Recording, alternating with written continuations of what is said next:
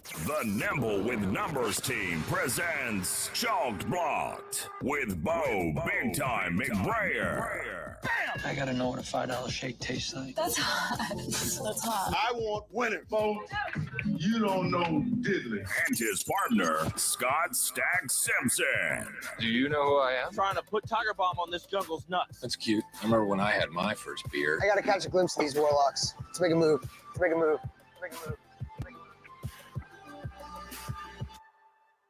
Hey, you guys, welcome back to Chalk Blocked, the world's sexiest DFS show for now. I, of course, am Bo McBrayer, brought to you, as always, alongside Nimble W Numbers himself, Scott Simpson. This is week 6. We're doing another slate walk. Beer 30. Might call it a sexy slate walk with all the scores that we're hitting. The 200s have just been our friends lately. Last week we do a high score contest between me, Bo, and Mike, my other podcast partner at Fantasy Millionaires, and we've been hitting the 200s pretty much every single fucking week. I won this week, 205 to 204 to 203. It was just, I mean, everyone was like, "Look at my aces! Look at my aces! Look at my aces!" So between any of us, you're down to get a good team if you're rolling with us. So Bo McBrayer, toot your own horn, man. Tell people what you've been crushing it with lately, because you're calling, Shakir's everywhere. I mean, she shakes the hips. I mean, the hips don't lie. I mean, come on, man, you're killing it. Yeah, we called Shakir last week. We called Kate Otten last week, even though he didn't do a great job. He had more points. He covered his value last week. He's gonna be another one this week. Just hitting running backs all year. I've been just crushing breakout running backs this year. Chubb, every week we're giving you the ones that you want to play. It's that's kind of the thing is when you're building your lineups and you're choosing which contests you want to play, it's going to matter more on those things than chalk. Like people always like, oh, you got to fade the chalk. Like, no, you want to play the best plays. They're optimal regardless of how many people have them. If they're not optimal, then you're going to lose. That's just how it works. Right. The way we build, both of us, is a leverage model. Like, we're trying to bust the bad chalk. We're blocking the bad chalk. We want to have the guys that break out in our lineup that are in optimal lineups where very few people have them as well, so that when the chalk busts, like it often does, like it did last week, because week 4, the chalk hit and we lost. We got our asses kicked in week 4. Week 5, week 5, the chalk busts, and look who comes in smelling like roses. The old Nimble Numbers Chalk Blocked crew, saying we blocked the chalk. We had these 200-point lineups. I actually had more than one. I had, I think, 3 or 4 over 200 lineups because we had the same core plays in all of them. My top lineup actually didn't even have Khalil Shakir, even though the top 2 lineups that you guys had, or thanks to me, I had Khalil Shakir in both of them. We learned from the master. I think Mike and I both said, like, listen, if Bo gives you one of these underpriced, cheap tight end plays or wide receiver plays, it's like a little, like, sleeper whisper. It's just like a little kiss. And a little, you're Jordan Vanicking us is what you're doing, Yeah. So that's an honor, because that dude wins. He's got commas in his win totals. Yeah. He pays taxes on his winnings. So cheers, I do cheers, too, though. but it's not like, hey, I pay taxes just because of where I live. You buy tires. Yeah, you buy like industrial sized tires to drive on, with your huge Armageddon trucks over there in Cali. You have to, because the roads here will tear your shit up. Well, the roads here are for sure terrible. Now it's explicit. iTunes. We've lost 7 children to potholes this year. Yeah, it's just like they fall in and then they're gone. Yeah. Yep. That's it. It's like Russia. No. No. Well, thank you for joining us here. Let me just, before we get in, I have 2 sites to share when we present. The first one, of course, is going to be our Twitter. And I got to highlight my guy, Bo McBrayer, Bo_went big time on Twitter. If you're following, Scott Fish did too. He retweeted him today, said, my Twitter algo has an opinion this morning. And this comes from Bo McBrayer. 110 responses. You're getting ratioed like a fucker. Oh, wait, no, you're not, because you got 1,300 likes. And that was before. Like, it's got even more now. And then over 100 retweets. Bro, you're going viral this just sounds, like a pattern for you. I just want to say, I see what you're doing. I like it. It's good stuff. This is, I could tip you. You can get a tip. I love that. Yeah, tip him. Boys and girls, go tip this guy. He's funny as shit, and he's got great takes. So that was just a little, shout out. And then go follow him. Do all those good things. You never know what's going to go viral, because all I was doing was observing what I saw on TV, and apparently everybody was, or a lot of people were disagreeing, or they failed to recognize that I didn't say anything bad about Brian Robinson. Like, oh, well, let's save the criticism for when he's played more than 2 career games after getting shot in the leg twice. Like, well, I didn't criticize him. Right. All I said was that Antonio Gibson was better. There was zero criticism of Brian Robinson. People catching feelings, right? It's sad. Oh, I triggered him. I pushed their button. They want to come to the rescue of a guy who is very courageously already on the field playing football professionally in the NFL after less than 2 months after getting shot in a carjacking that's probably emotionally going to cause him some trauma. Of course. Of course. You have a brush with death, and the dude's out there playing football already. That's amazing. Yeah. I'm not going to say anything bad about Brian Robinson, but what I saw last night and what I've seen since Gibson was at Memphis and since Robinson was at Bama is Gibson's just better at football. It's not that complicated. Yeah. Well, listen, if you're going to run the football hard nosed, down on the goal line, establish the run, boom, boom, boom. Okay, I understand having Robinson in there, but if you want someone to get on the edge, we saw some of those plays last night where he did get to the edge. And man, he got tripped up. He didn't get out there as fast as he could have gotten, and that's not because maybe it's because of what happened with the shooting, and maybe it is. But just in general, he's never been that type of player, and he's never been that good at finding the creases and timing up the cutbacks because he just ran into the back of his lineman all night. Right. He's not a lateral and then push off and take a hole. Right. He takes a little while to develop. He's not a home run hitter. His longest run of the year might be like 20 yards this season. And Gibson's a threat to take it from anywhere on the field. He's so fast. Right. So, all right. Well, let's get into the slate. And what we always do every single week here on Chalk Block is we use Run the Sims, runthesims.com. Yes. This is one of our favorite tools that we use. You go over here, it's their NFL Classic Optimizer, but they've got a bunch of other tools we never even talk about. They've got betting calculators, player props, prize pick tools. They've got everything you want to use. Justin Freeman is the man. Pat Mayo, both those guys are awesome. I respect them both professionally. They reached out to me and gave me a job last year. I didn't even know I was getting a job. They were just like, Scott, you're going to work for us. Scott, you're going to work for us. I was like, okay, I don't even know what I'm doing. They're like, you applied, you win the contract. I was like, when do I start? I don't even know. Right. And then I found out there was a tweet and a thing you had to submit. And he's like, just send over the Field Yates video with you and Bo. Let them know what's going on. I was like, okay. So this is their baby. And what they do is they run simulations using all of the data that's been collected from all of these players historically ever, right? So they've got every single snap, every single run, every single movement on the field using the GPS track data to tell you exactly what they're going to do, where they're going to go. And then they give you simulations. They run a computer model that gives you the most accurate to the simulation, what it's going to happen given these different outcomes previously. The past is the best indicator of the future is what you want to see when you go run to sim. So they've got a bunch of different things. So let's jump in. There's a lot of words. That's what a teacher does. He just mouths it, right? Let's get into the Jacksonville Jaguars going up against Indianapolis. -2 at home for Indy. I think Jacksonville outright beats them. Am I just kind of, smoking the ganj here? What's going on? Nope. That's exactly what I'm thinking. The Colts have looked way, way worse than we ever could have imagined. Their defense is okay, but Jacksonville's defense is better than expected. So this is going to be another low-scoring divisional game, right around that 40, 42-point total that they're expecting. So if you're looking for an edge on that line, there isn't one. But the edge on the point spread is that Jacksonville's a better team this year. And they haven't lost to the Colts in a very long time. And they already beat them earlier this year. They beat them pretty significantly too. It was a close game that they just dominated. Jonathan Taylor might play, but he's still a game time decision at this point. I think he does suit up, but he's not going to be 100%. The Jacksonville defense is good enough to keep them in this game, and their offense is definitely good enough to put up points on the Colts. This is going to be just like your 23-20 game or your 23-17 game, and you never know what's going to happen until the very end, because that's when it's going to get decided. But there's some really good values in this game, and not a ton of leverage because they're not coming up optimal very often.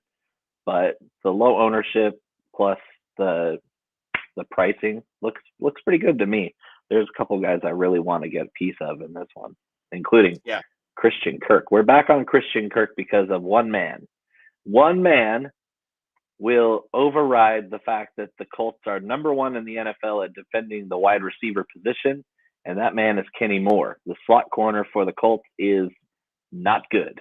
I think you mentioned him earlier this week on the SGPN DFS show. Kenny Moore is 101st out of 109 slot corners. Not good. That's pretty bad.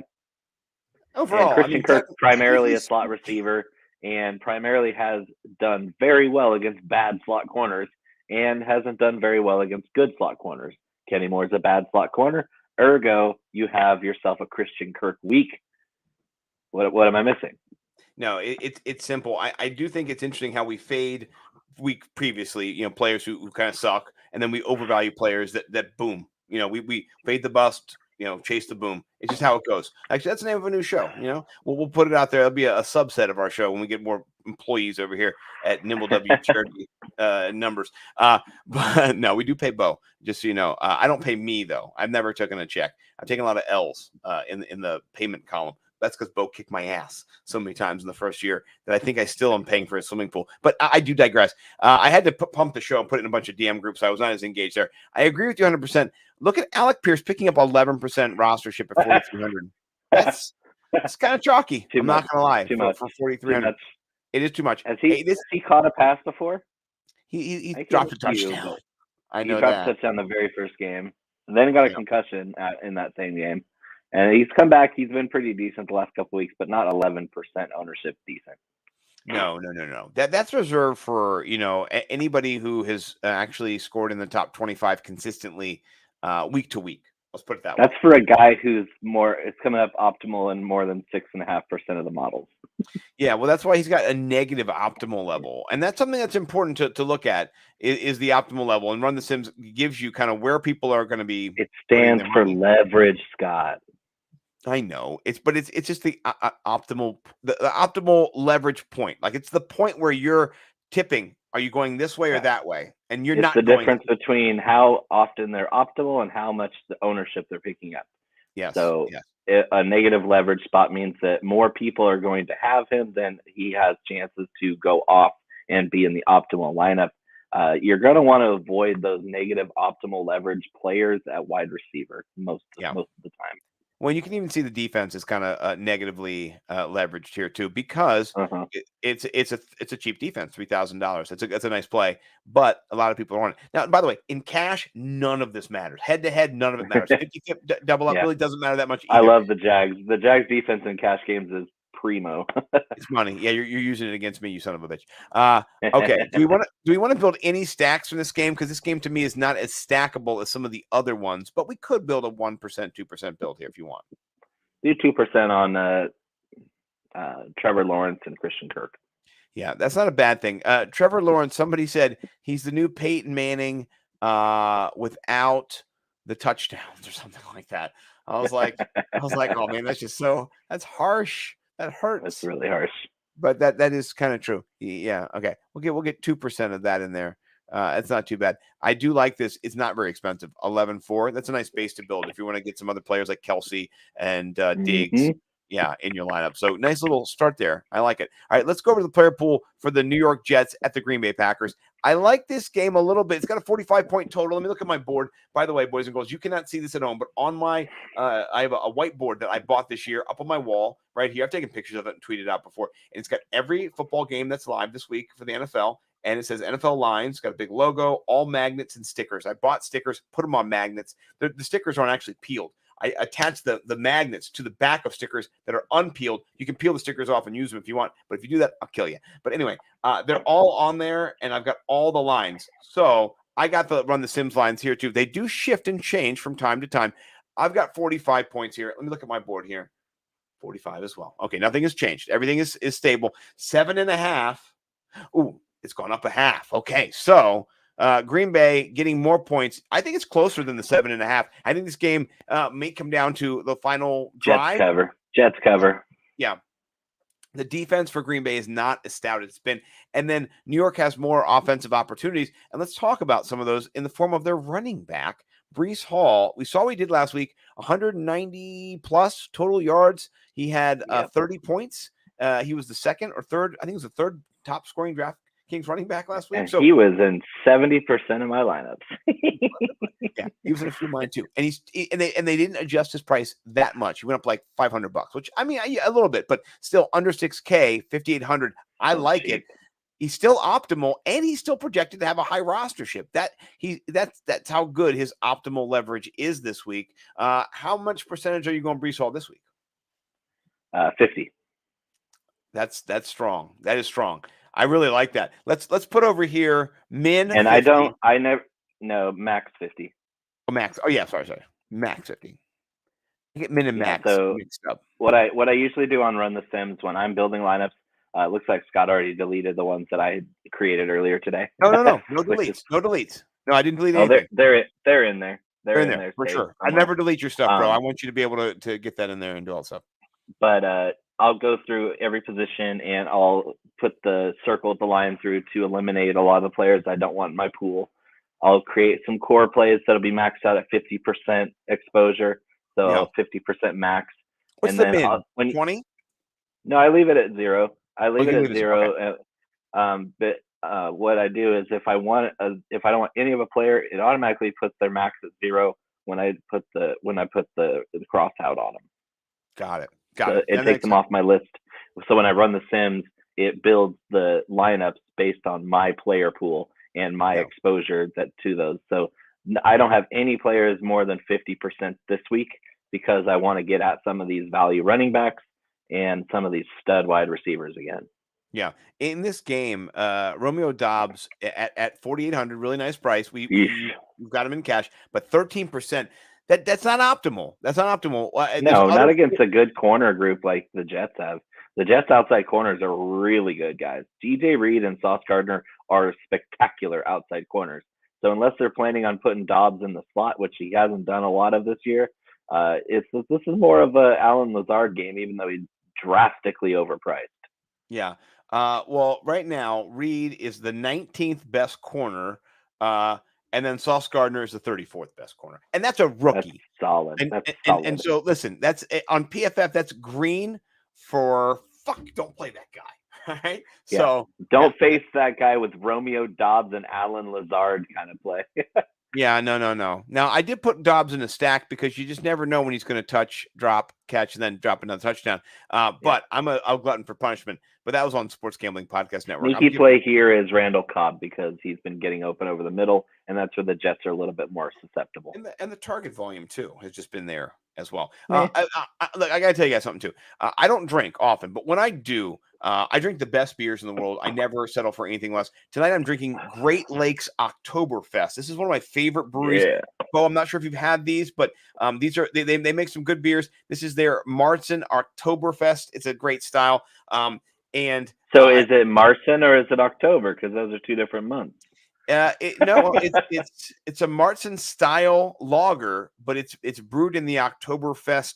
I guess the grain bill. The way that beer works is during the fall season, during the harvest season, at times they would have kind of like a Thanksgiving model where you have a little more beneficial beer. So instead of getting a 5% lager, you're getting a 5.8, a 6%. They're giving you a bit more for the same price in Germany. That was kind of the way it went. So you go to the October Festival, and they got a new beer that's a little bit bigger, a little sweeter, a little more tasty, and it's more alcohol, and you're getting the same price. And so America's done its own version on all these, but the Marzen style is very German.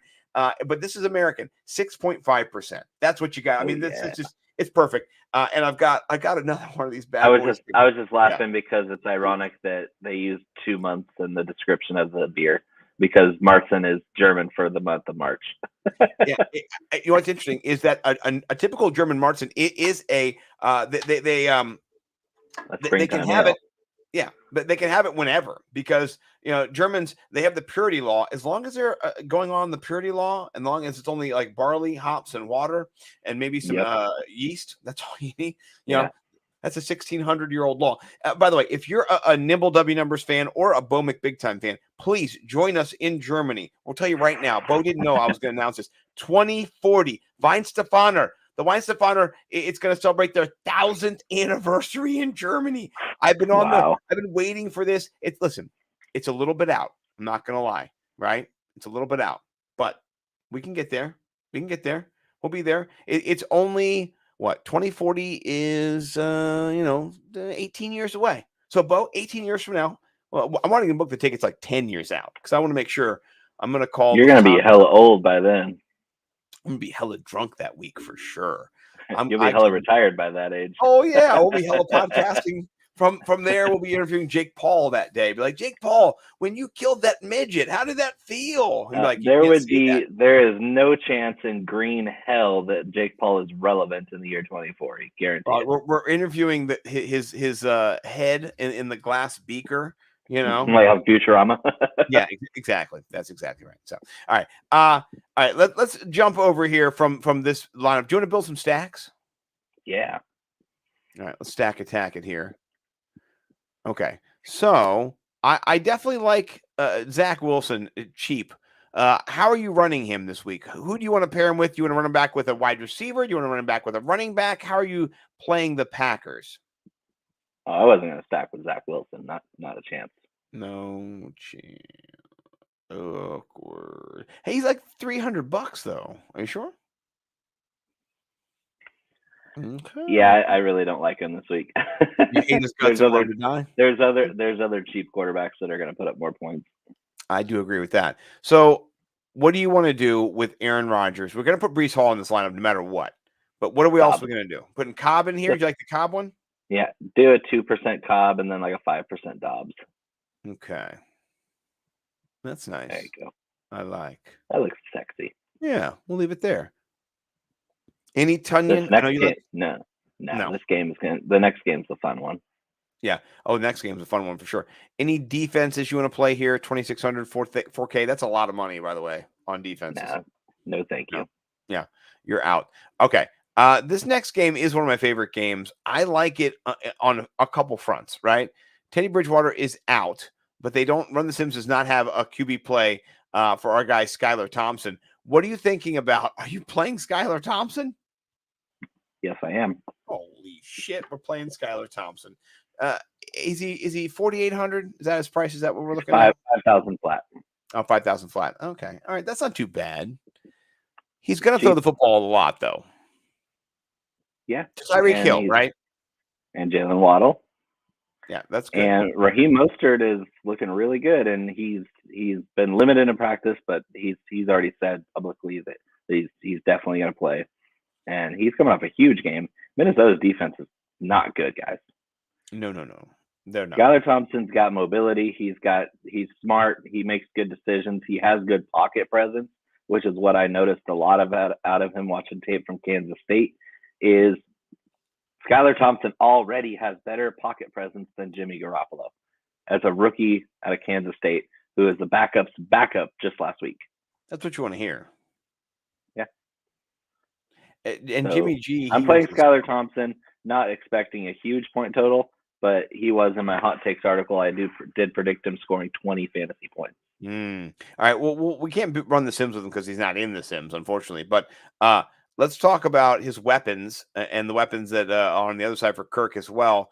Justin Jefferson, he is probably the base projection for him is the highest. And then his ceiling is almost 40 points is what Run the Sims are projecting. I tend to agree with them. Giving his last 2 weeks, he's had 13 targets in both games. I think they saw what they made their mistake in week 2 and 3 when they did not target him over 10. And now they're like, listen, the best chance we have is to ISO on him. Now, in this game, Miami could could bracket and could try to take him away. If that does happen, do you think they're going to be successful? How is Kirk and Justin Jefferson going to get away from what they're going to try to do? Because everyone knows Justin Jefferson's the best player on their team. It's maybe not, but they do. They knew it last week and they couldn't cover him. Now, what was it, scheme though, or was it personnel? Because in this matchup, Miami's personnel is nasty bad. It's not good, right? I was going to say it's not a good situation. They're all banged up in the secondary. They don't have anybody that can cover Justin Jefferson. No. And right now, I'm not going to be too mean, but Nick Needham is their best cornerback, and he's 43rd. Okay, but whatever. He's slow. Yeah, he's also the guy that gets burned by running backs that are slow. Like he's a really slow corner. Jefferson's going to barbecue that guy. No offense to Xavier Howard, but listen to this. In 2020, he had an 87 PFF rating. He was second.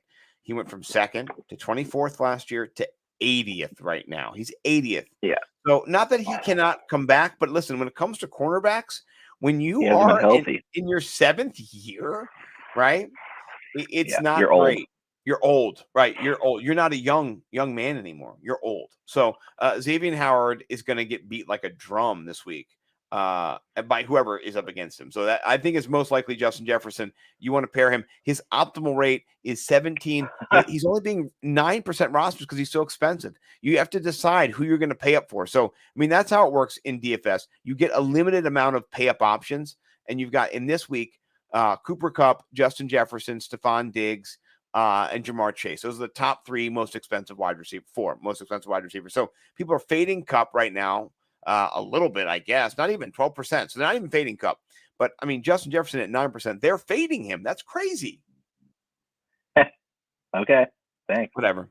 What's our min on him? At 50? Is that another, or max? I mean, 50? Yeah, he's a max 50. No, not 1,500, but 50. Okay. I like Same with Diggs, but we're not there yet. No, we're not there yet. What's a stack we're going to build in this game? Because I feel like stacks are a possibility here because you've got 2 great wide receivers.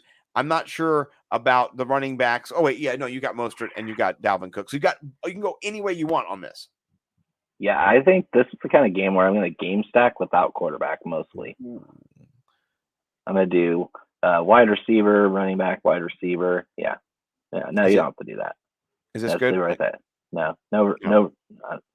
Like you don't want to do both running backs. No, Miami. Oh, you want Miami's running back and not Dalvin Cook? Yeah, I like Dalvin Cook, but not that much. So Justin Jefferson, Tyreek Hill, Mostert. Let's put a little about 4% of that. I like that. Yeah. What about Waddle? Let's put a 3%. Yep, a little bit of that. Now you can go back and do the Dalvin Cook side without Mostert. Yeah. Now I was going to do the other one. Here we go.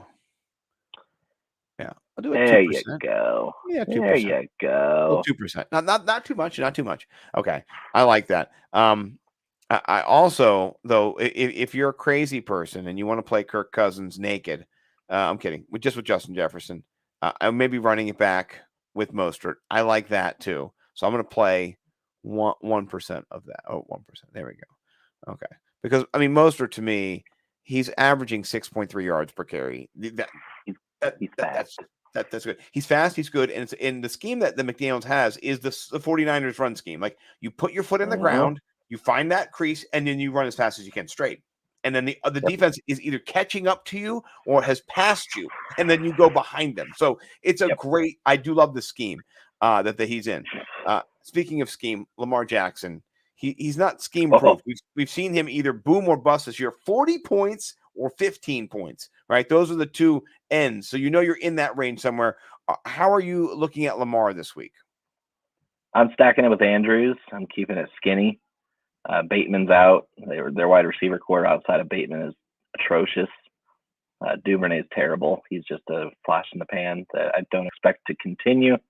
But I want some Saquon. So if I'm building a stack in this game, it's going to be Lamar and Andrews with a Saquon run back. Okay, I do like that a lot. I think that at 7,700, this might be the cheapest you're going to get Saquon the rest of the season. Is that foreshadowing anything, Bo, or is he going to be kind of higher than that most of the way? It's hard to say. I mean, he's been really good this year. It depends on who they're playing. Yeah. Yeah. if he goes off, and then the next week they're playing a bad defense, he's going to be 8,200. But if he's playing kind of a tough defense, like the Ravens are kind of tough against the run, he's going to be down under 8 like he is this week. You still can't count him out because he's a DFS dynamo. It's just crazy that he is the number 2 RB behind Chubb, and then Chubb is priced up 8,200, 8,000, and he's 500 less. It does not. and then Derrick Henry is more expensive, and then That's free money. Free money. It's just okay. Whatever. Whatevs, bruvs. All right, I do want to go back to the player pool. What is your percentage on Saquon this week that you want to put at your max? I'm doing about 20% Saquon. 20%. The Saquon. He is a little bit negatively leveraged, unfortunately. Well, it doesn't matter a whole lot. With running back, I'm looking more at boom rate and optimal rate.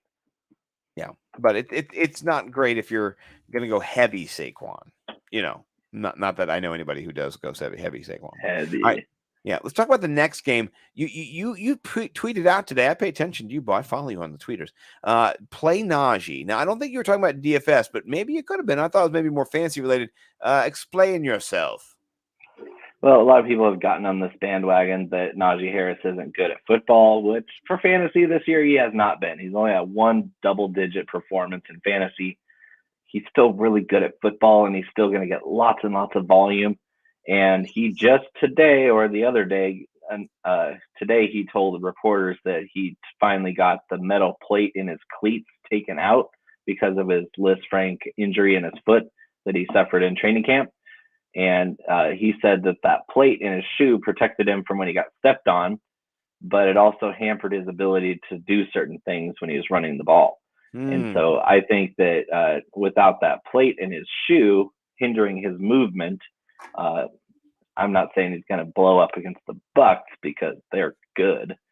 It's just I think that we're fading Najee too hard. He's still a first-round fantasy pick. He's still got lots of great matchups ahead of him. This week's probably not one of them. Right. Well, this matchup for DFS, I'm still starting him as a flex start in season-long fantasy, but for DFS, I'm not gonna do more than 5-10% on him this week in DFS just because he's not gonna hit ceiling against the Bucs. Yeah. So let's look at the rostership here. I guess we can do for the whole game.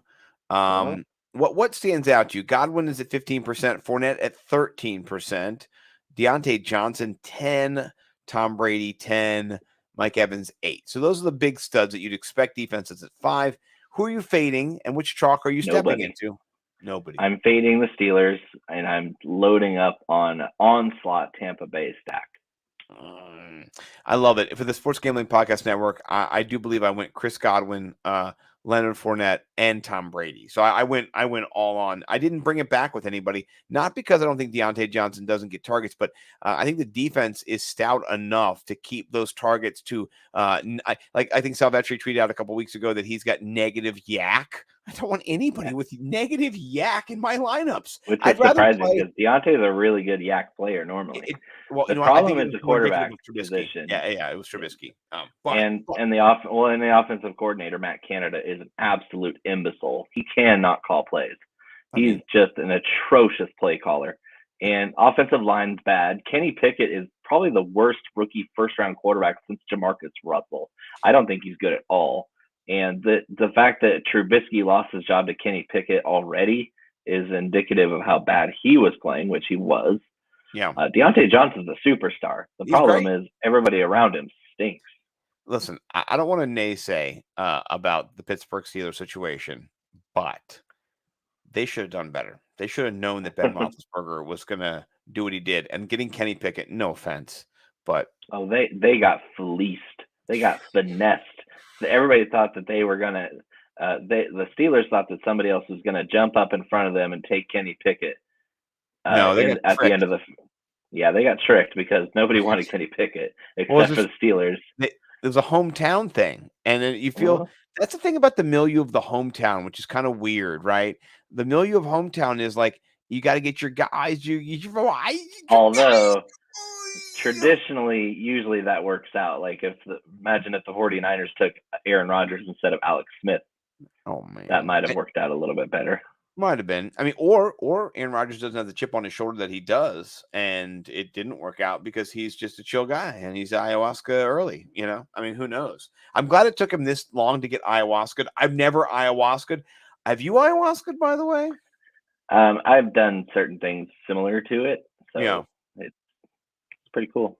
So listen, I'm not gonna lie to you. I would love to ayahuasca with you. So if you want to Aaron Rodgers with me, one of these times we get together, I would fly to a location to ayahuasca with you too. Like, you know what I'm saying? Like it would be. Mike's not I going to mean, do it. it's not exclusively a NorCal thing, but it's not like we don't do it. Right. I haven't done it because I'm homeschool on McGee over here. So I would 5%. Sheltered. Oh my gosh! But here's the thing: ever since then, I've not been, and I think of myself as a bit of a Renaissance man. Like, I'll stop a public bus and let somebody know what's up. You know what I'm saying? I will also commandeer that bus and go 55 miles an hour for as long as it takes to keep everybody on that bus alive. So, with that being said, 5% both for Evans and for Godwin. Leonard Fournette is not a plug and play. He's up $5,000 or $500. $5,000. He's up $500 from last week. Maybe $600. I understand. I get it. He's scoring 18 points per game. Can we get another one with both wide receivers and no Fournette? Oh yeah. And by the way, Russell, who? Yeah, Gage. Oh man, I no don't Russell like him. Gage. I like him, but not in here. No. There we go. No. Good to go. Right, one Gage. No. I'm teasing. That was just a test. All right. God, next game, not a test. This is a real thing. What's up with T. Higgins, bro? Because I don't like. I don't think he's gonna play. I really don't think he's gonna play. I hate this shit. It's not good. Well, even if he does play, he's gonna be a decoy like he was last week. So do not play T. Higgins this week. And now that I said that, he's probably gonna score 2 touchdowns. I have a high of T. Higgins in all my lineups in my not my DFS, in my fantasy teams. So yeah, it's not good. It's not good. But it means Jamar Chase is back on the board again. Tyler Boyd is a great play. Joe Mixon's getting a lot of disrespect the same way that Najee Harris is. Joe Mixon's a decent play this week, guys. He's leveraged. He's 6,900. That's nice. That is nice. That's nice. Yeah. I mean, if you look at the rostership here, Kamara, I expect 6,700 might be just a great price for Kamara. I like that a lot. Crazy low. That's ridiculous, right? But here's the thing: we saw what happens if they go full Taysom. You just take away the red zone opportunity. So it comes down to either or. I think in the offense, or a pass to Olave or Michael Thomas for maybe. Kamara had 30 touches last week, but he didn't score a touchdown. He just had a lot of yards. And he had the receptions too, Mm-hmm. So by the way, he had 23 carries. Yeah, 23 carries over 100 yards, and then caught 7 passes. That was a great day. And I think when you finally get to rush for 100 yards in your Alvin Kamara, like that's a remarkable thing, because you're normally getting more. He's like the pre Austin Eckler, right? He's the pre-cum of Austin Eckler. He knows he does it every single time, 100% of the time he's out there. He would get receptions more than yards rushing. And so now you see a balance. I think I like that a little bit for him. And this week, Cincinnati has not been terrible against the run. And they're not like, but the pass, the run, he just has a lot of upside, touchdown equity as well. And I know that you and Mike are in a battle at the tight end position.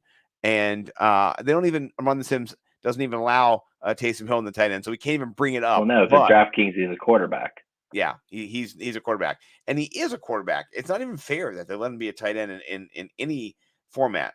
I'm not gonna lie to you. He has 1 passing target this season. Yeah, that's kind of crazy. But anybody else you're playing in this game besides Kamara, Olave? Are you going to run it back with Chase? You want to do a little stacking? Burrow, Chase. That's it. All right. You don't want any Kamara in that stack? No. Make it skinny? Yep. All right. I'm going to put some Kamara in it. I'll go 4%, and then I'm going to throw 2% Kamara, because you know what? At 6,700, I feel like you're irresponsible for just leaving it. Well, I'm going to have Kamara, but I'm just not going to stack him. Okay. Well, I'm stacking him, so. I'll stack him against you. No, I'm kidding. Mm. All right. Let's jump over to the Cleveland. 36% Ramondre. Steve. That is, listen, he was 27% the other day. Holy You smokes. never go full Ramondre. You never. I mean, he's great. He's great. This is a great matchup for him, but good golly. That's gross. That is gross. So Don't let's say do that, Ramondre guys. gets 30 points, right? And everybody has him, 36%. Then everybody got Ramondre at 30 points, you know? So, but I don't know if that's going to happen. I mean, that's the either or in this situation is he gets 30 points and then, 35% of the people are up on everybody, which is See, I have a lot of tolerance for running back chalk, but that's too high even for me.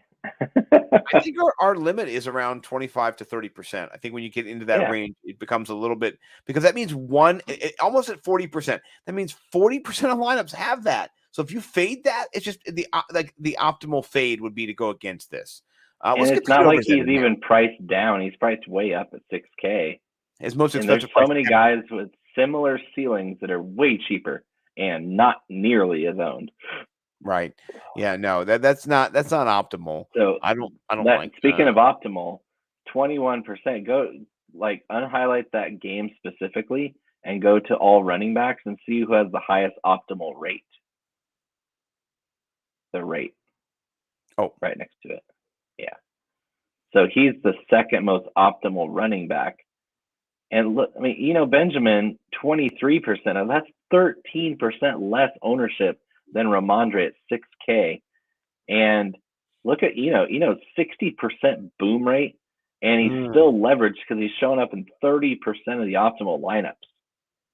I love that play. Much better than Stevenson if you're going just That's value. A cheaper pivot with some leverage, with upside. I mean, still, if you do the points per value, he's second by almost a point. Yeah. Not that you can't play Ramondre in any other format, but maybe just in GPP run. Or you know what? Play him and see what happens. I don't care. Play against me. I'll take it. Well, the way we're playing, we want to play it where if he breaks out and does it, we eat our losses. But if he busts, then we're going to be super duper leveraged and winning lots of money. Yeah. No, I agree with that 100%. And in this matchup, honestly, I'm not against Amari Cooper. 5,900. Amari Cooper has been showing Patriots out. can't cover anybody. No, and I like Amari. I like Peoples-Jones too at 3,900. That's cheap for him. Yeah, it's ridiculous. He is lately scoring 20 points or he's scoring nothing. So first week, nothing. 20 points. 20 points. Nothing. 20 points. I think he's in the 20-point range again this week against New England. That's Amari Cooper for you. Yeah, and you know what? That's what we know he's going to do. So you fade him 1 week, you got to be on the Amari Cooper. You got to pick the right Amari Cooper week. That's just how it goes. This is a week I think you play him. So let's build a stack in this game with Amari Cooper. I'm not playing any quarterbacks in the stacks because this is just gross. But I want to put Cooper in there. You want any Njoku in this? No. No. All right, let's go Jacoby Myers then. What about that? Yes. I love this stack here. This is cheap. 11-2. 26 is the minimum. That's like kind of a projection. You could get 40 points out of the stack. And yeah. And then what you're doing is you're almost 4 maxing. So if you get 45, you're 4 maxing. So I think that's a great little. I'll put 3% on that leverage right there. That's sexy. So okay. And I like Peoples-Jones and Myers too, but okay. Let's go back. I was too quick on the draw. You know what? I've been fading Peoples-Jones so far. I'm not going to lie, but I do think he does have some opportunity here. Just his size alone in this matchup. 3,900 though. Yeah. He's getting way more opportunities than the other guys in that price range. No, it's ridiculous. I'm a fan of Njoku. So let me do this. Because I like Njoku, I'm going to throw a tight end in here. Oh, that's the wrong one. Sorry. A tight end in here. No. Okay. I can do this. I'm not an idiot. I mean, I am an idiot. Okay. There you go. 2% of Njoku and Myers. Okay. All right. Let's get over to the player pool for San Francisco, Atlanta. How are we breaking down this game? Atlanta is interesting because they've been in all these games. They're not good, but they're not bad. They No, have they're a just scheme, slow, and so they don't get blown out. They're right? still bad. They're not good against anything. They're not great against the run. They're not good against the pass. They're not bad against everything either. They're kind of middling here. How are we They are gonna, one of the best running teams in the league. Like their yards before contact is right up there with the 49ers this season. So the Arthur Smith run game is way too heavy, but it's also because Marcus Mariota has been terrible this year.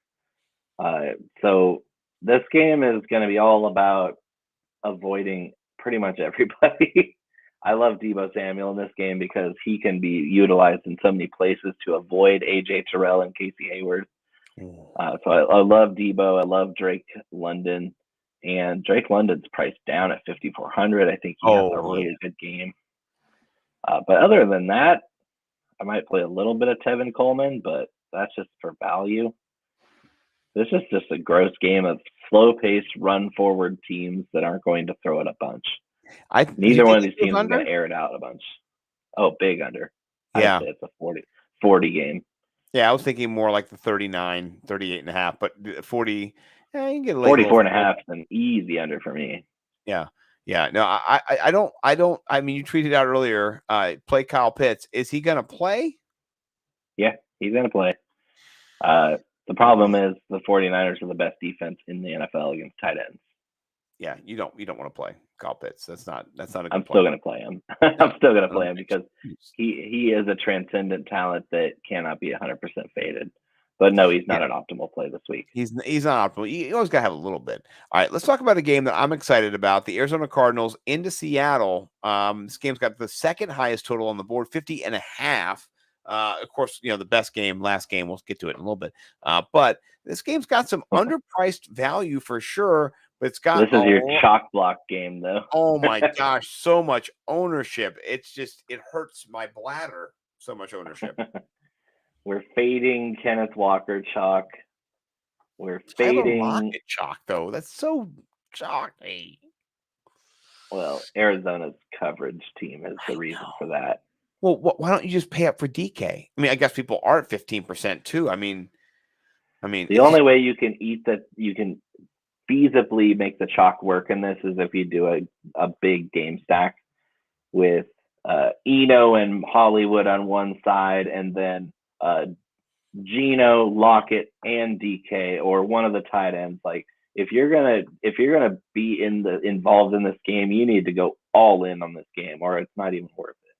Yeah, no, I agree. So let's do I got a little stack here. I'm gonna go Geno, decaf. Well, he had some decaf, so I had to take a shit. DK, Metcalf, Eno, and Marquise, and then I'm also going to do some Geno, Tyler, Marquise, and Lockett. What do you think about that? How would you percentage-wise break those down? Are those good 5% each? Is that okay? Yep. And I want you to go up there and do another 3x2 as well with Metcalf and Lockett. There you go. Yeah. Oh, yeah. All the ladies say, oh, yeah. Yeah. Do you want me to do a little Kyler? Kyler's not as rostered. Yes. But Yes. I'm just going to switch the QB. Oh, yeah. It does it itself. Okay. There you go. Yeah. We'll do a little Eno and Marquise and Metcalf. And then let me take one wide receiver away. We'll just do one of these little guys too. Okay. So nice. Okay. All right. Excellent. All right. Next game. Barf, puke, done. All right. What are we going to do? Sorry, that was a little bit of. It's so true, though. It's so true. This game is disgusting. Friday. But this game is gross. I'm not going to lie. And people are optimally leveraged. Oh, no, that's a different game. Okay. I was going to say that's crazy. But people, Higbee, Cup, Panthers D. Oh, geez. Okay. It's a lot of chalk right there. Oh, the Higbee chalk makes me sick. That's not good chalk. I wrote about him before. I'm gonna go delete the post over at the Nimble W number. I didn't know he was gonna be that chalky when I wrote. Listen, I wrote on Tuesday, boys and girls, before the chalk comes out. Let me just be honest. Way too early. Well, no, it doesn't. It helps because you know what? I don't have to do any work the rest of the week. That's all. Besides, I don't. All the rest of the chalk is not hitting, and so I did avoid the chalk on this. Any play that you like in this game besides maybe Darrell Henderson, or do you not like that at all? I was going to be playing some DJ Moore, but apparently it's just not looking good. Is he not going to play, or is he just going to suck? No, he's playing. He's just been terrible because Baker Mayfield's been so bad, and now PJ Walker's out there. PJ Walker's shorter than Baker Mayfield, by the way, boys and girls. So that doesn't mean anything. I mean, Baker Mayfield can't see over the line. And so unless they roll PJ Walker out a bunch. That doesn't matter either. There's plenty of short quarterbacks in this league. It doesn't matter. Baker Mayfield doesn't know how to read a defense to find passing windows like the other short quarterbacks can. And PJ Walker? Yeah. Just not very well. Not very well. DJ Moore, GPP, deep dive, 5,100 cheap. He's a spectacular player, but he is surrounded by a bunch of idiots on that team. Rest in peace, Matt Rule. Oh, barely knew you were there. Rest in turmoil. He's getting like $100,000 a day or something. Yeah, he'll be fine. Shy Smith is a deep dive at 3,600 that I've been throwing into lineups. This game's just gross. It's terrible. I mean, PJ Walker. Because even your good plays are too chalky. Like the Carolina Panthers defense is a good play at 2,400, but everybody's going to have them. And it's not even fun. No, and then it sucks. It does suck. And even Cooper Kupp at the most, egregious $9,700. He's just chalky almost. It's just he's still okay, but still. I don't mind that at all from Kupp. Like you're gonna play a little bit of Kupp, but always. I mean, I just I thought maybe. But for stacking, this is not a stackable game. No. All right, let's talk about a stackable game, mate. This is my favorite game. Fireworks. It's got a little bit of movement down below. You're not going to lie here. It's going down, but the ownership, holy moly, mate! Look at this. Diggs and Allen, 17%. That's a little bit high, is it not? Nope. Worth every penny. Worth every penny. And look at Marquez Valdez. That's a little bit of chalk. Block that chalk. Negative 9% leverage. Woof. Listen, that is disgusting. Everybody, look at that. Negative 9% leverage might be the highest figure on this entire slate. Yeah. If you back out of that and go just filter by that metric, you're going to have a bunch of MVS people with no chance of making money because MVS sucks. I just have to ask football. Is anthrax bad? I just don't know. Anthrax, man. It's bad. Marquez Valdez Scantling is anthrax this week for GPP. Let me just put that out there. For cash, I'm buying down because I'm hoping he sucks out 6 targets and 5 receptions for 28 yards and a touchdown. I'm not even going there. I'm not going GPP. there. Listen, Buffalo's going to shut him down. Can I just remind everybody that the Podfather himself came out after week 1 and said that Juju Smith-Schuster was the next Cooper Kupp. If we're talking fantasy receipts, go find that fucking thing. I'm gonna go screen grab it from his Instagram. I think the fantasy receipts has already hit that one. Dude, that was day one. That was day one. All-time worst take. Gross. I love the Podfather. Juju's just not good at football. He's not. Listen, he can't catch. That's he can catch. That's the only thing Juju can do is catch. MVS can't catch. Juju can't get open. Well, there's that too. Juju has great hands. He dropped Juju a few balls. Has skills.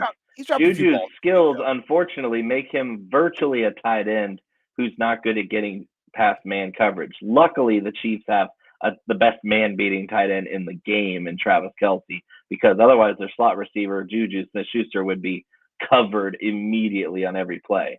You're playing Travis Kelce this week. You're paying up for Travis Kelce as much as you can. He's a 50% max play. It's Travis Kelce or somebody around 3,000. That's that for me this week. I was going to say, I didn't mean to interrupt you there. I was going to say, speaking of beating men, last week he was beating them off left and right. Travis Kelce, 7,800 is one of the best plays of the week. So let's build a lineup here a stackable, attackable. We're gonna do stacking both. the shit out of this game, guys. We're gonna do both quarterbacks. Let's do one with Mahomes first, and then Kelsey. And then are you running back with 2 Bills wide receivers, 1 the tight end? Yes. All the above. All right. I don't want to do the Isaiah one. McKenzie right now. Is that okay? So we can do a Shakir. We can do a Shakir. That's what I want to do. I'm gonna go a little up on there. Okay, no. That's fine. That looks good. No, Agree. No, but I wanted to see if there was a Shakir. Gabe Davis. There we go. And then a Shakir. Yeah, the Shakir. That was the one. That was one you're missing. That was it. That was baby. Okay. All right. We got the Josh Allen fun. This one. Okay. And we'll do one of this one here too. Okay. All right. Any other stacks run, dude? I'll take Josh Allen and put him in there. And then we'll go. You want to put CEH in there? Fuck no. No, wide receiver? Garbage. No. Okay. Nope. Yes. CEH is this year's Myles Gaskin, everybody. What does that even mean, Basil? It means that he's only scoring touchdowns wide open when nobody covers them in the red zone. And Myles Gaskin, guess what? Guess how many snaps Myles Gaskin has this season for the Miami Dolphins? Not very many. 12. CEH has only eclipsed 50% snap share in 1 game this year. He has 5 touchdowns, but I mean, Myles Gaskin scored a couple touchdowns in the first couple of games last year, and he's not good. CEH isn't that good. I think that if you leave a guy wide open or schemed open in the red zone and he scores 5 touchdowns in the first 5 weeks, you tip your cap and then you sell high. Can we go back and I need to fix Ramondre Stevenson. He's too used. Shocker. Yeah, and so what's the minimum we got a Ramondre at? Well, you want to max him if you want to limit it. Okay, so put him at max. So he's 36%. I'll go half of that. Put him at max 20. Okay. That way you don't get over flooded with lineups with him. We were getting out so much from Andre. It was not what we wanted. Okay. Oh yeah. Okay. This is better. All right. So we ran 150 lineups on Run the Sims. Ooh, look at all that Breece Hall, baby. We've got some Breece Hall. Let's look at the first couple ones. We got Tom Brady. Can we go back and fix Tyler Higbee though? Oh my God, Tyler Higbee, you mother chunker. 10% Tyler Higbee max. Yeah. Anybody else we should do before we get in? Well, just the overexposed people in our model that pops up. So 10% Higbee. Bye. There you go. Okay. Oh, Tom Brady, Ramondre still there, but look at this lineup here. Do you like Rondale more, or is there somebody you want to change out? Because I like everybody else here besides maybe Ramondre. No, I mean, you still want Ramondre. I'm sorry, Rondale. Anybody else you like besides Rondale at his price point? How much is he? I don't even know. Go back and look and see real quick. He's not in my pool, but that doesn't mean much. Yeah, he's really not in my pool either. I think there's a lot of people. There's a lot of people I was throwing in at that price. 4,200. So go to your wide receiver all, and by price. Now, hold on, the whole page is going down. I just want this to go down. There we go.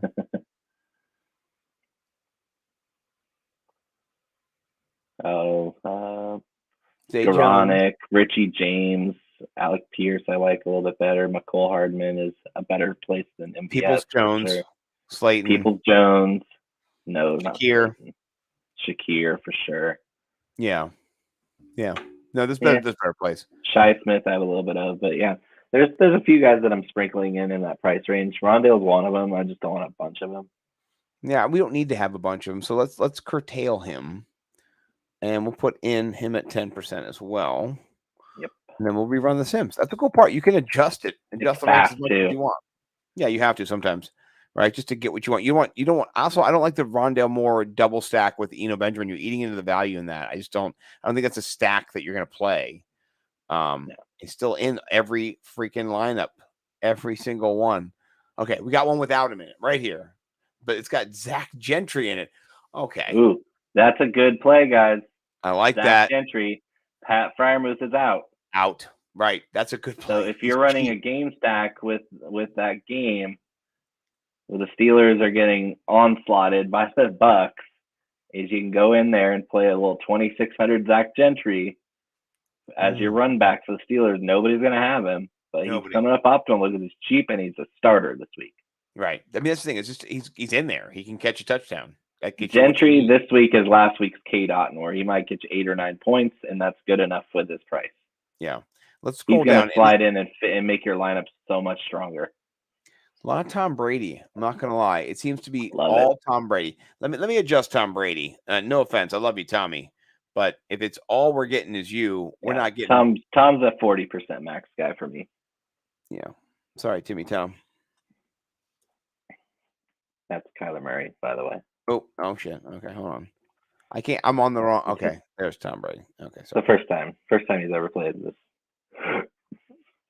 140%. That's exactly what we wanted. There we go. Okay.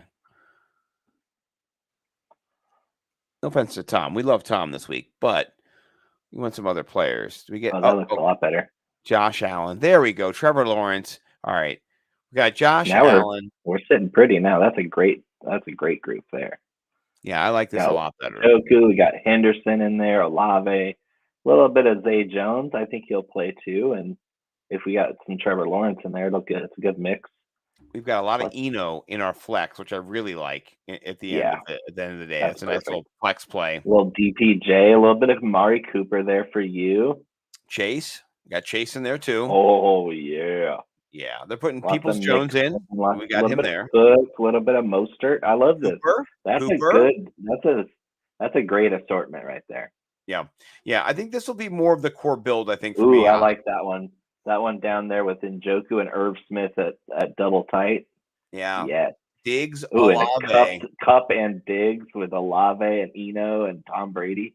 That's a slammer right there. Woo! This plays on the fact that Tom Brady could pass to 4 different people for touchdowns and nobody gets the target volume, nobody gets the share, and he's naked. That's right. Tom Brady naked's crazy, and I love it.